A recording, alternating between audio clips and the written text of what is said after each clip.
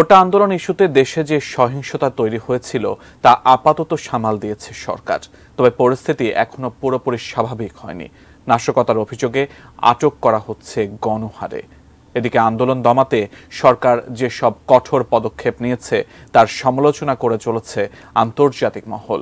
বিষয়টি নিয়ে সরকারের ওপর নানামুখী চাপ আসতে শুরু করেছে। এবার চলমান কোটা ইস্যুতে দমন পীড়নের বিরুদ্ধে বাংলাদেশকে জবাবদিহি করতে জাতিসংঘে চিঠি দিয়েছেন বিশ্বের প্রায় 150 বিশিষ্টজন। কি আছে সেই চিঠিতে? তাহলে কি বাংলাদেশের জন্য বড় কোনো দুঃসংবাদ আসতে চলেছে? বিস্তারিত জানাচ্ছেন এসআই রাজ। কোটা সংস্কার আন্দোলনকে ঘিরে বাংলাদেশে সৃষ্ট পরিস্থিতি নিয়ে উদ্বেগ জানিয়েছেন বিশ্বের বিভিন্ন বিশ্ববিদ্যালয় ও শিক্ষা প্রতিষ্ঠানের সঙ্গে যুক্ত শিক্ষাবিদ, লেখক ও বুদ্ধিজীবীরা। জাতিসংঘের মানবাধিকার হাই কমিশনার ভলকার তুর্ককে এক চিঠি দিয়ে এই উদ্বেগ জানান তারা। একই সঙ্গে এ বিষয়ে অবিলম্বে পদক্ষেপ নেওয়ার আহ্বানও জানিয়েছেন বিশিষ্টজনেরা। জাতিসংঘের মানবাধিকার হাই কমিশনার বরাবর লেখা ওই চিঠিতে প্রায় 150 জনের মতো বিশিষ্টজন স্বাক্ষর করেছেন।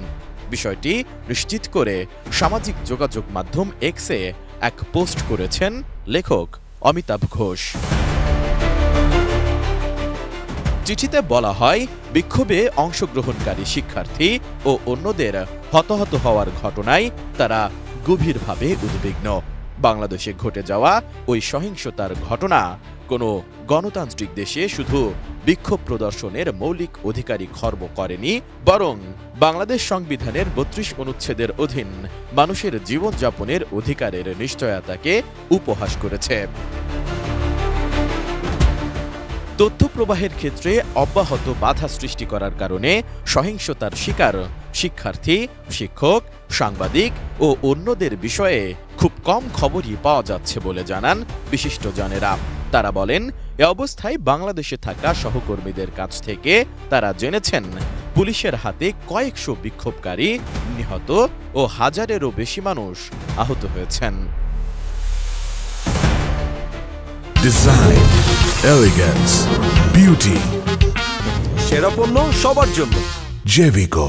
ওই চিঠিতে বিশিষ্টজনেরা বাছবিচারহীন গ্রেফতার, শোকজ ছাড়াই আটক বা গ্রেফতার হওয়া ব্যক্তিদের আইনজীবীর সহায়তা পাওয়ার সুযোগ না দেওয়া, আহত করা, নির্যাতন অর্থাৎ মানবাধিকার লঙ্ঘনের মতো ঘটনা থামাতে অবিলম্বে পদক্ষেপ নেওয়ার আহ্বান জানান।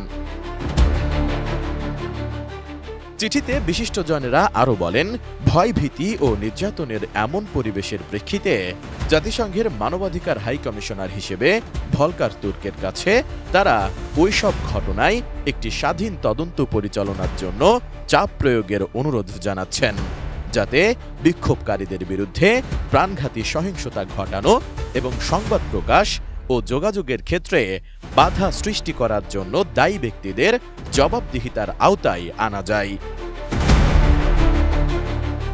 চিঠিতে সই করা উল্লেখযোগ্য ব্যক্তিরা হলেন জন হপকিন্স বিশ্ববিদ্যালয়ের অবসরপ্রাপ্ত ক্রিগার আইজেনহাওয়ার অধ্যাপক বীণা দাস, লেখক অমিতাভ ঘোষ, ক্যামব্রিজ বিশ্ববিদ্যালয়ের emeritus 1931 chair of geography ash Amin, college the ফ্রান্সের অধ্যাপক দ্যাদিয়ান ফসিন, নিউ ইয়র্ক বিশ্ববিদ্যালয়ের অধ্যাপক ডেভিড লুডেন সহ আরও অনেকে।